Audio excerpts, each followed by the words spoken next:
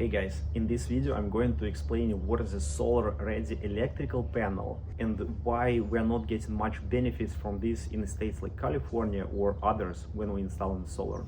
Right here is a solar-ready electrical panel, and specification for this panel is bus bars, which is right here. Rating is 225 amps and main breaker is 200 amps. And let me explain why we have limitations, how much solar we can install with electrical panels. And in the National Electric Code, we have Article 705.12, and in this article we have 120% rule. And this rule describes if we have two power source or three power source for electrical panel, that ampacity of breakers for those sources cannot exceed 120% of the bus bar rating. And for example, if we have 100 amp main electrical panel, that means we can only install 20 amps breaker for other power source. So we can install only 20 amps for solar, which is about 4.8 kilowatts of solar, which is not much. It's only 10 or 11 solar panels. For 200 amp panel, we can install 40 amps breaker. The math is simple. We take ampacity for the bus bar, let's say 200 amps, multiply by 120% and subtract the main breaker ampacity. And the reason why we have this 120% rule is because we can overload the bus bars. Let's take example when we have a 200 amp panel and we install 100 amp breaker for the solar, so we install about 24 kilowatts of solar array. Then potentially we could have 300 amps supplied to the bus bars. So if we install 5 EV chargers and start to charge all 5 EV cars, it's gonna consume 200 amps from the grid and 100 amps from a solar. So potentially we're gonna send 300 amps to the bus bars, which are rated for 200 amps. It's gonna cause to overloading of bus bars and potential fire. And we have few options how we can install more solar to standard electrical panel.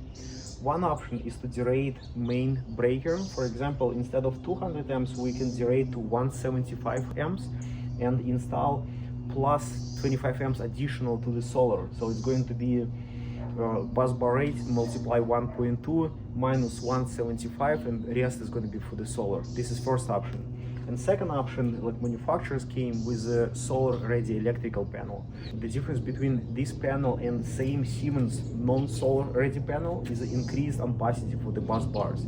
Right here we have 225 amps bus bars. And of course, because of that, we can install bigger breaker for the solar. Different manufacturers came with different options. Some manufacturers installing small bus bar on the top, which is separated from this bus bar. And this breaker is going connected directly to the meter. Usually it's limitation of 100 amps. So in theory, it's almost unlimited array size for residential, of course. So here's why we have those limitations, and we have solar-ready electrical panels. And now I'm going to explain why we cannot use benefits of these panels in states like California or any other states which is canceling net metering. In April 2023, California changed rules how they compensate homeowners for the exported energy from the solar. Before this time, when you install solar on your home and let's say daytime you have a lot of production, you don't consume this energy. This energy is going to be exported to the grid, and your electric company will credit you 1-to-1. So you push 1 kilowatt hour to the grid, you can get back almost 1 kilowatt hour. It was almost 1-to-1. And then after April 2023, rules changed, and now we have, specifically in California, we have NEM 3.0 version. And the electric company, when you sign contract with them for solar, they're going to compensate you about 5 to 10% of the price for kilowatt hour that you're buying back. What that means that if you push 10 kilowatt hours to the grid at the daytime, at evening time you can get back only 1 kilowatt hour or even less. So it doesn't make sense at all to export energy to the grid anymore, because your system is never going to pay back. We have to consume this energy. And here's why: we have to install energy storage batteries so daytime we're going to charge these batteries, and evening time we're going to use power from the batteries.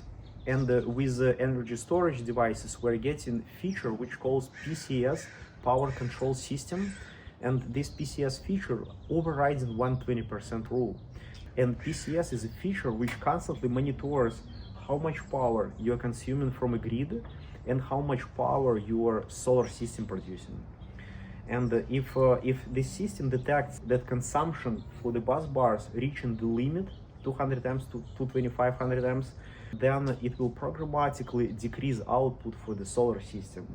And this PCS overriding 120% rule, and it basically removing the limits for amount of solar we can install for the service. So for 100 amp service, we can install now 100 amp worth of solar. For 225 amps bus bars, we can install up to 225 amps worth of solar. So it's wiping out this rule at all. And the reason why I'm recording this video, because I had few clients when they're saying, we did the house remodeling, we upgraded main electrical panel, it's solar ready, we want to install solar.